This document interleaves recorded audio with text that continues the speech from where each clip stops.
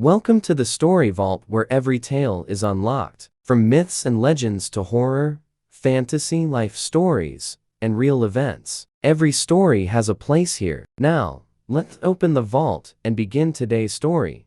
By the time Michael began recording the songs that would make up Thriller, he had already lived a life most people could barely imagine. He was in his early 20s, but had spent more than half his life in the spotlight, enduring the relentless discipline of his father, the rigors of touring, and the demands of the recording industry. Off the Wall had shown the world that he could be more than the frontman of the Jacksons. It had made him a solo star. But Michael was restless. He wanted something that would stand not just as a hit album, but as a work that would change music itself. Even before a single note was recorded, Michael was dreaming in cinematic terms. He wanted each track to be a universe of its own, a story you could see as much as hear. He would walk into the studio with stacks of notes, scraps of paper, napkins, journal pages covered in lyric fragments, rhythm ideas, and sketches for potential videos. He often spoke in images. A song shouldn't just sound like a feeling,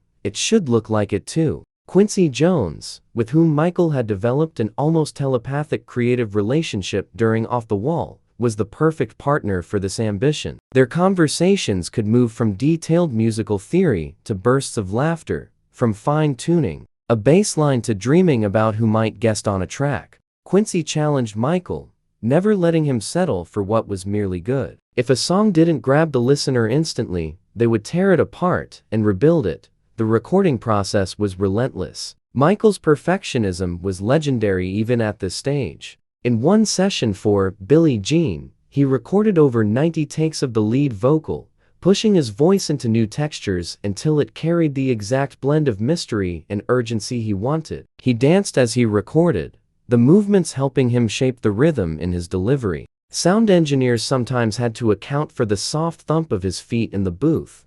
Eddie Van Halen's guest spot on Beat It came about almost as a dare. Quincy had suggested blending rock and pop in a way that would break through genre walls. When Eddie arrived at the studio, O greeted him shyly but with visible excitement. Eddie improvised his solo in just a few takes, and when it was over, Michael's face lit up like a child's. "That's it," he said, clapping his hands. "That's the sound."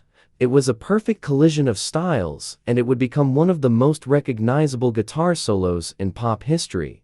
The title track, Thriller, evolved into something far beyond a song. Rod Temperton's lyrics and groove laid the foundation, but Michael wanted atmosphere, suspense, and theatrical flair. Bringing in Vincent Price was Michael's idea, and when Price stepped into the booth, his deep, rich voice filled the room with a deliciously eerie charm. Between takes, Michael grinned like a kid in a candy store, watching one of his childhood horror heroes bring the words to life. Music videos, still a relatively young medium at the time, became Michael's obsession. He didn't see them as mere promotional tools. He saw them as short films. For Billie Jean, Michael envisioned a visual metaphor for magic, the sidewalk lighting up under his feet as he walked. Director Steve Barron helped bring this to life, using simple but striking effects. For Beat It, Michael insisted on casting real street gang members alongside professional dancers, creating a blend of grit and choreography that was unlike anything on TV. And then there was Thriller, the video. Working with John Landis, Michael poured himself into every detail. The choreography, co-created with Michael Peters, became an instant classic. Jerky zombie movements blended with tight dance precision. On set, Michael was both the star and a collaborator, encouraging the dancers, running the routine again and again till the timing was perfect. Between takes, he often retreated into quiet, conserving his energy, but when the cameras rolled, he transformed, eyes alive with mischief and focus. The finished video was more than a music video, it was an event. Its premiere turned into a global conversation, and even those who weren't fans of pop music found themselves captivated by it. When Thriller was released in November 1982, it began climbing the charts immediately. But no one, not even Michael or Quincy, anticipated the scale of what was about to happen. Single after single became a hit, each accompanied by a video that further cemented Michael's image as a visionary. By the middle of 1983, Thriller was not just the best-selling album in the world. It was breaking sales records at a pace the industry had never seen. By the end of the decade, it would become the best-selling album of all time, a title it would hold for decades. This level of success brought a kind of attention that Michael had never experienced before. If his fame during the off-the-wall era had been intense, the Thriller years were overwhelming. Crowds gathered outside his hotel in every city. Fans fainted at concerts. Paparazzi trailed him constantly, sometimes chasing his car through the streets. Security became a necessity, and his movements were carefully planned to avoid dangerous situations. Even so, there were moments when the sheer force of the crowds was frightening.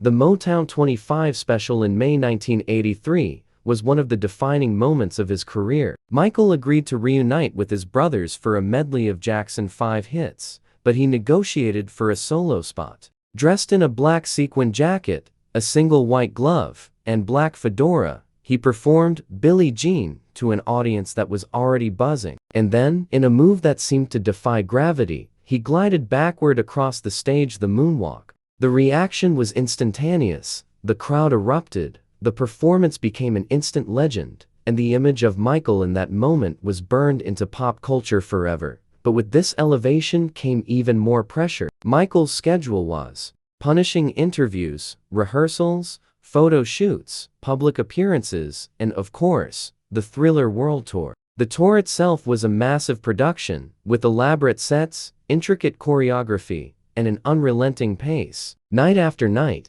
he poured every ounce of energy into his performances, knowing that audiences expected nothing less than perfection. The physical demands were immense. The adrenaline of performing was matched by the exhaustion that followed. In quiet moments, Michael felt the strain in ways the public never saw. The constant scrutiny began to chip away at him. Every small change in his appearance became a talking point for tabloids. His lighter skin tone was the subject of endless speculation. At the time, he did not publicly explain his vitiligo diagnosis, choosing instead to keep medical matters private. This silence allowed rumors to grow, and they often carried a cruel edge. His nose appeared more refined than in earlier years, and this too became fuel for speculation about his self-image. The truth was complicated. Michael had undergone cosmetic surgery, particularly rhinoplasty, partly for aesthetic reasons, and partly, he said, to improve his breathing for singing.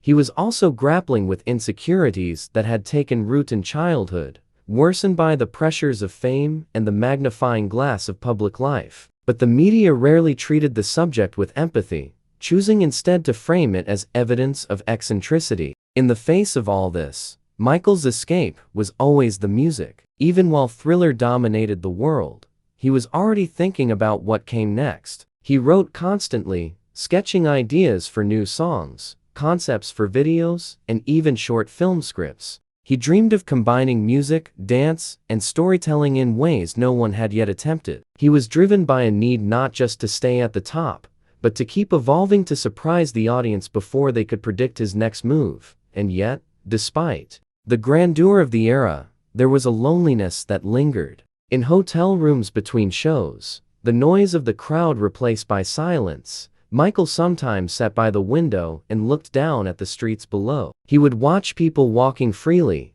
laughing with friends, and feel a pang of longing for a kind of normal life he had never really known. He was adored by millions, but often isolated in ways that few could understand.